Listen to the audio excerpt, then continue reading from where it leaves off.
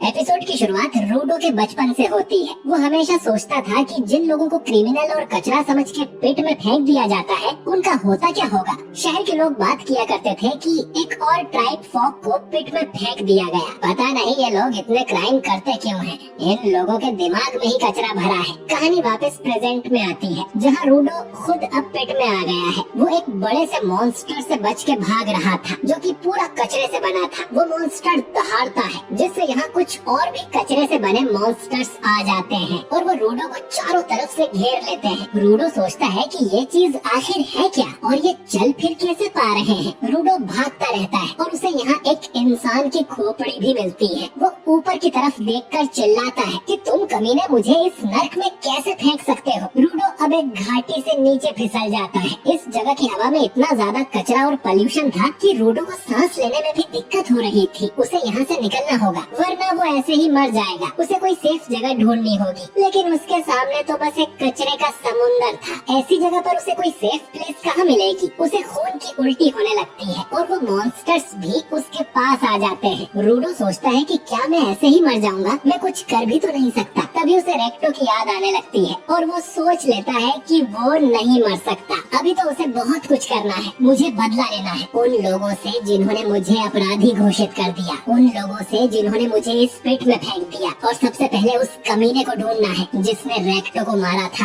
और तब तक मुझे जिंदा रहना होगा। और हम देखते हैं कि रूडो के ग्लव्स में किसी तरह की एनर्जी आ जाती है। उसे अपने सामने कुछ चीजें चमकती हुई दिखाई देती हैं और वो एक पाइप को उठा लेता है और जब वो मॉन्स्टर उसे खाने आता है तो रूडो उस पाइप से मॉन्स्टर के मुंह पर मारता है। हम देखते हैं कि एक आदमी दूर बैठे ये सब देख रहा था। रूडो अब उस पाइप से मॉन्स्टर को पीटने लगता है और वो अलग अलग चीजों को उठाकर उनसे लड़ रहा था लेकिन सांस लेने की वजह से उसकी हालत खराब होती जा रही थी। दो मॉन्स्टर उसे खाने आते हैं और हम फिर से वो रेड एनर्जी देखते हैं और रूडो एक मॉन्स्टर की गर्दन उड़ा देता है और फिर एक चद्दर का टुकड़ा उठाकर उससे दूसरे मॉन्स्टर को डिस्ट्रॉय कर देता है। मानो उसके अंदर कोई सुपर पावर आ गई है और वो जिस भी चीज को छू रहा था वो हथियार बनती जा रही थी। लेकिन वो सबसे बड़ा मॉन्स्टर अब भी बाकी था जो कि रूडो को दूर उछाल देता है। रूडो देखता है कि वो किसी आदमी के सामने जाके गिरा था जिसके हाथ में एक छाता था और इस आदमी ने अपने मुंह पर किसी तरह का मास्क पहना हुआ था। वो आदमी रूडो के मुंह पर भी एक मास्क पहना देता है जिससे रूडो अब ठीक से सांस ले पा रहा था। वो उस आदमी से पूछने लगता है कि तुम यहीं रहते हो क्या,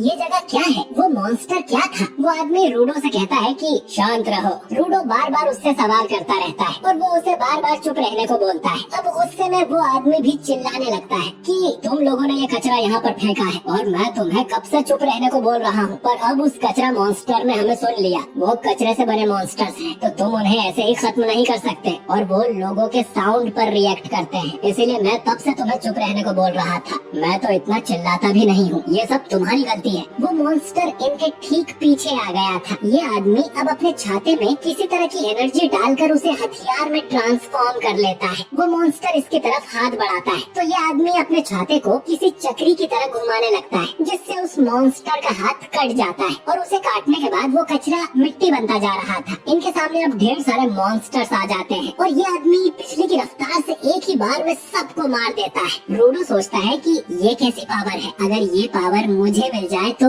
मैं उन कमीनों को सबक सिखाऊं। वो बड़ा मॉन्स्टर अब इस आदमी की तरफ एक पत्थर फेंकता है जिसे ये अपने छाते से काट देता है। इसके बाद ये अपने छाते को बड़ा करके एक धमाका करता है जिससे वो मॉन्स्टर पूरा तबाह हो जाता है और उस आदमी का छाता बिल्कुल पहले जैसा नॉर्मल हो गया था। रूडो पूछता है कि आखिर तुम हो कौन। तो ये आदमी अपना मास्क उतार कर बोलता है कि मेरा नाम एंजिन है और मैं एक क्लीनर हूँ। तभी उसे बदबू आती है और वो अपना मास्क वापस पहन लेता है और रूडो को ही डांटने लगता है कि तुमने मेरा मास्क क्यों उतरवाया कमीने। और रूडो बेहोश हो जाता है। हमें रूडो का एक फ्लैशबैक आता है जहाँ वो कुछ बच्चों से झगड़ा करके आया था। उसने उनसे कहा था कि चीजों में भी जान होती है और वो उस पर हंसने लगे। रेक्टो पूछता है कि तुमने उन्हें पलटकर मारा, जिस पर रूडो मना करता है। तो रेक्टो कहता है कि अच्छा किया। रेक्टो ने रूडो को बताया था कि अगर तुम किसी चीज का अच्छे से ख्याल रखो तो उसमें सोल आ जाती है। तो रूडो को लगा कि उनमें जान आ जाती होगी। रेक्टो कहता है कि ये तो बस एक पुरानी कहानी है, लोगों ने अपनी चीजों का ख्याल रखने के लिए इस कहानी को बनाया होगा, पर मैं इस बात पर यकीन करता हूँ।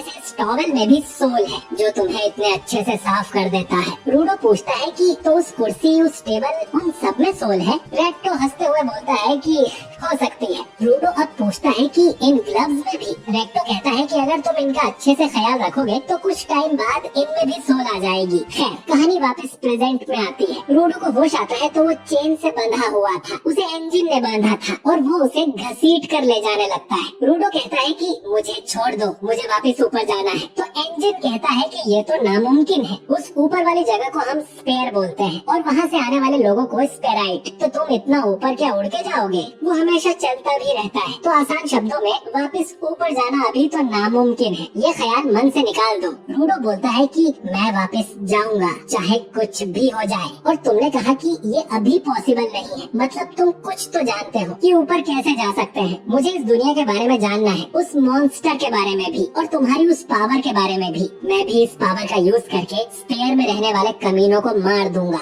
और जब तक तुम मुझे सब कुछ बता नहीं देते मैं चुप नहीं बैठूंगा। इंजन बोलता है कि ठीक है, मैं तुम्हें सब बताऊंगा। वो उसे घसीट कर एक खाली जगह में लाता है जहाँ पर एक घर था और वो रूडो को यहीं छोड़कर जाने लगता है। उस घर में से कुछ लोग निकलकर बाहर आते हैं। एक आदमी रूडो के पास आकर पूछता है कि बच्चे तुम कहाँ से आए हो? ऊपर से आए हो क्या? रूडो कहता है कि हाँ, मैं ऊपर से गिरा हूँ। ये सुन वो सब लोग अपने मास्क फेंक देते हैं और बोलते हैं कि तुम सच में ऊपर से आए हो? मैंने आज तक ऊपर से आए किसी इंसान को जिंदा नहीं देखा, लेकिन ये तो हमारी भाषा बोलता है, क्या ये सच में ऊपर से आया होगा? एक आदमी बोलता है कि ये जरूर सच कह रहा है, हमने आज तक सिर्फ डेड बॉडीज ही देखी हैं। जरा देखो तो कैसे बांध कर फेंका है बेचारे को। और वो उसकी चेन खोलने लगते हैं। रूडो सोचता है कि ये लोग उस इंजन से तो अच्छे लग रहे हैं और वो लोग रूडो को ट्रक में बांध देते हैं कि अब ठीक है, अब ये सोने का अंडा कहीं भाग के नहीं जाएगा। असल में ऊपर से आए लोगों की बॉडीज को ये लोग अच्छी कीमत में बेचते हैं। कुछ लोग तो सिर्फ उनके कपड़ों के लिए भी अच्छे पैसे देते हैं और रूडो तो जिंदा है तो ये तो बहुत ज्यादा महंगा बिकेगा। अब कोई किसी स्पेराइट को क्यों ही खरीदना चाहेगा, क्योंकि ये लोग इनसे नफरत करते हैं। तुम लोग अपना सारा कचरा यहाँ नीचे फेंक देते हो जिससे यहाँ की हवा जहर बन गई है, बल्कि उसमें मॉन्स्टर भी बनने लगे हैं। कई लोग मॉन्स्टर के हाथों मारे गए,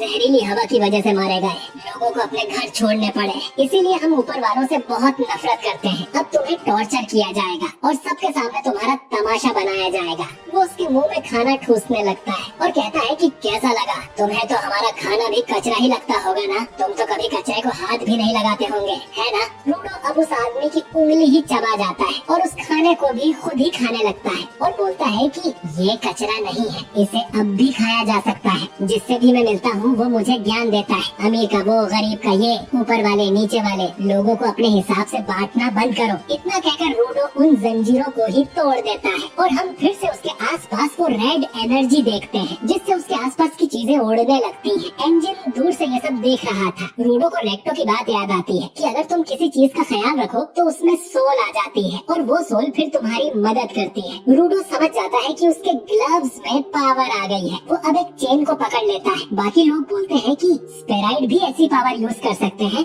इंजन कहता है कि जो लोग चीजों में जान डाल सकते हैं और उनकी पावर को बाहर निकाल सकते हैं उन्हें गिवर कहा जाता है। वो लोग अब रूडो को मारने उसकी तरफ भागते हैं तो रूडो उन पर चेन से अटैक करने लगता है। एक आदमी कहता है कि वो चेन उससे छीन लो, एक गिवर अपने ऑब्जेक्ट के बिना कुछ नहीं कर सकता। ये लोग उससे चेन दूर कर देते हैं तो रूडो एक टायर को उठा लेता है और उसे ट्रांसफॉर्म कर देता है, जो देख सबके होश उड़ जाते हैं कि ये तो एक से ज्यादा ऑब्जेक्ट्स को यूज कर सकता है। रूडो उस टायर से सबको पीट देता है और फिर से उंगली वाले आदमी के पास जाता है जो अब भी उसे गाली दे रहा था। रूडो उसे मारने वाला था लेकिन तभी इंजन यहाँ आ जाता है और बोलता है कि ठंड रख यारा, इतना बहुत है। और अब जाके रूडो अपने होश में आता है और पूछता है कि अभी ये सब क्या हुआ। उसके हाथ में जो टायर था वो भी मिट्टी बन के गिर जाता है। इंजन बोलता है कि मुझे देखना था कि तुम्हारे पास कैसी पावर है, अब मैं तुम्हें इस दुनिया और इस पावर के बारे में सब बताऊंगा। बदले में क्लीनर को ज्वाइन कर लो, हमें तुम जैसे लोगों की जरूरत है। रूडो बोलता है कि मुझे नहीं करना